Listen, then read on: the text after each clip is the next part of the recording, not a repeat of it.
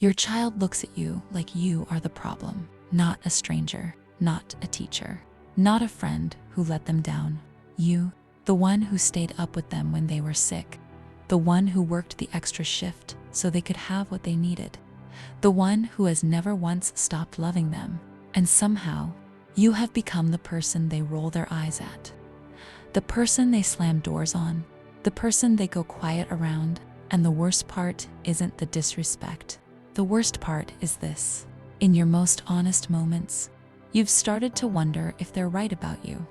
Stay with me until the end of this video, because what I'm about to show you, no parenting book has ever shown you, not just why your child treats you this way, but what their birth chart may help you understand about what they actually need from you and why everything you've tried hasn't worked. I'm not going to tell you your child is broken. I'm not going to tell you that you failed. I'm going to show you a pattern, one I've seen again and again, sitting across from parents just like you. A pattern that has nothing to do with how much you love your child, and everything to do with a language neither of you was ever taught to speak. So let's go there, right to the place it hurts most. You have tried everything. Discipline. It worked for a week, then it didn't. Kindness, distance, it just felt like losing them slower. Closeness, it felt like chasing someone who kept stepping back. You've had conversations that turned into arguments before you even finished your first sentence. You've set boundaries that lasted 4 days, maybe 5. You've apologized for things you're not even sure were your fault, just to make the silence stop. And still, you've watched your child be warm, be soft, be funny and open and kind. To their teacher, to their friends, to people who have done nothing for them. And you've felt that quiet, private devastation of realizing your own child saves their worst self for you.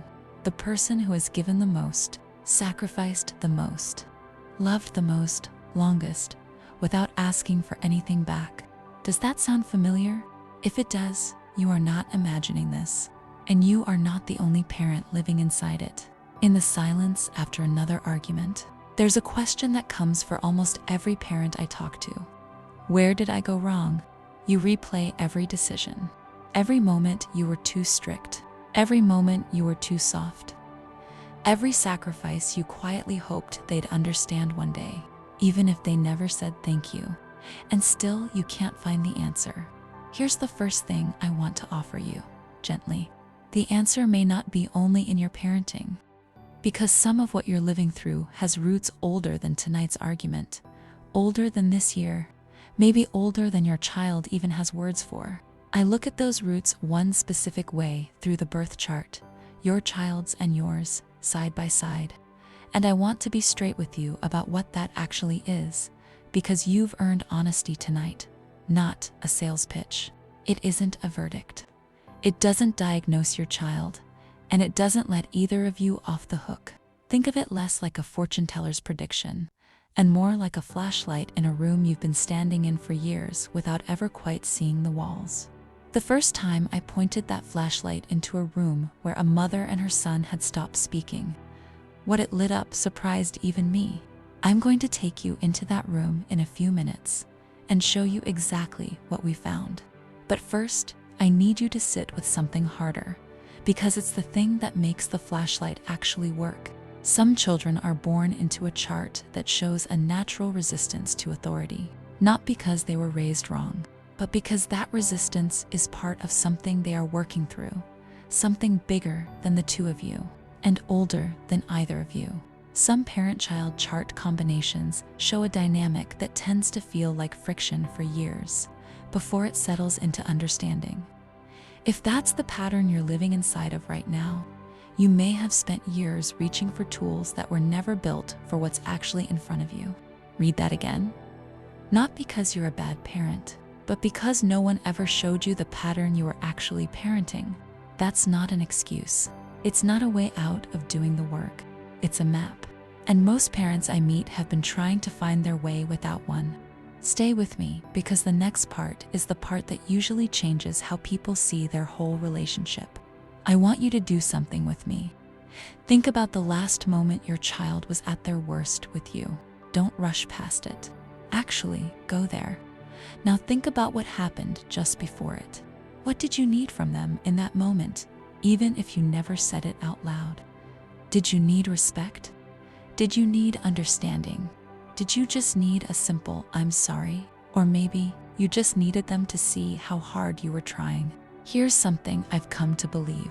Sitting with parent after parent, sometimes what looks like disrespect is a child who doesn't yet have the words for what they need, any more than we always have the words for what we need from them. Now, and I know this one is harder, think about your own childhood for a second. The relationship you had with your own parent, the moments you felt misunderstood, the moments you acted out, not because you didn't love them, but because you didn't know how to explain what you were feeling. Is it possible your child is doing something similar? That underneath the disrespect is a child who loves you, but has never learned how to reach you. That's one of the patterns I see most often when I sit with a parent and child's charts side by side, not a broken relationship.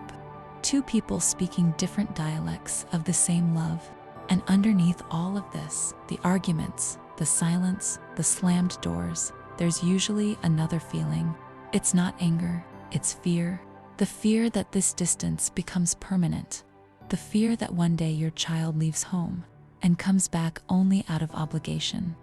The fear that they will grow up and never actually know how deeply they were loved. If you've carried that fear quietly, maybe even from people who don't know it's there, you are not alone in it. And it doesn't mean your story ends that way.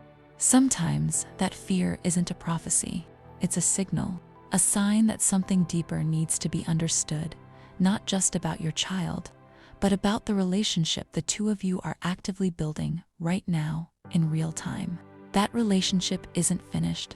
Nothing about tonight's argument is the final chapter, but to change it, you have to actually understand what you're working with. Which brings me to something I want to walk you through, a real example of how I think through this with a parent. Let me take you into the room. I'll change her name, call her Sarah, but the shape of this conversation is one I've sat inside more times than I can count. Sarah's son is 16. By the time she messages me, she isn't tired in the way sleep fixes. She's tired the way you get when every conversation goes sharp before it goes anywhere. I don't ask her what's wrong with him. I ask something smaller. When does the friction actually show up? Is it rules? Feelings? Him wanting space or her wanting closeness? She goes quiet for a second. Then, space. It's always space. He disappears into his room, and she can't stand feeling shut out of his life. That one detail is where I start. Not a label, a match. A placement in her son's chart that tends to show up as an early, almost fierce need for independence. And a placement in hers that tends to show up as a deep need for closeness and reassurance. Here's the part that stopped Sarah cold. Neither need was wrong. They were just pointed in opposite directions, and had been since before either of them had words for it. For years, she'd read his silence as rejection. That night, for the first time, she read it as a 16-year-old clumsily trying to become his own person.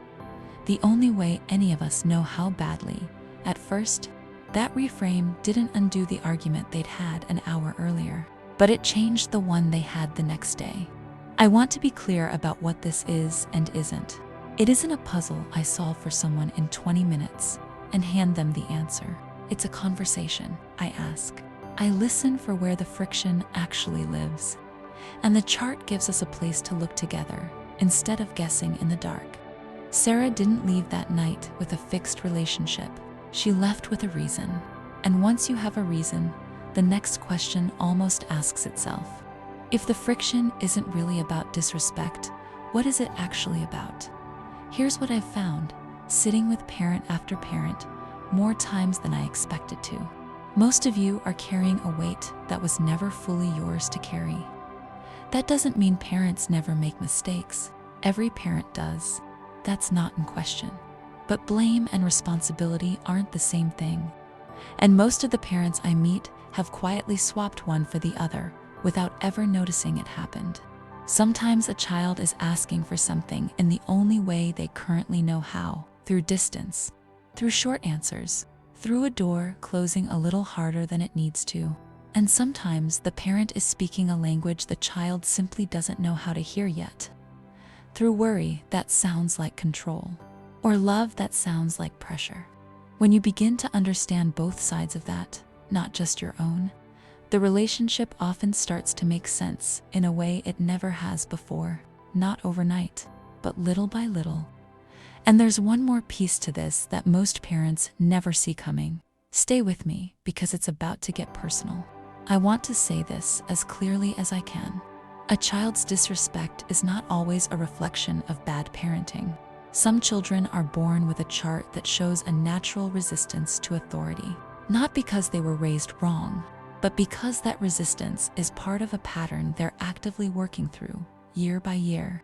Some parent-child chart combinations show a dynamic that tends to run hot for a long stretch, sometimes years, before it settles into something calmer, steadier, more mutual. If that's what you've been living through, here's the reframe I want to leave you with.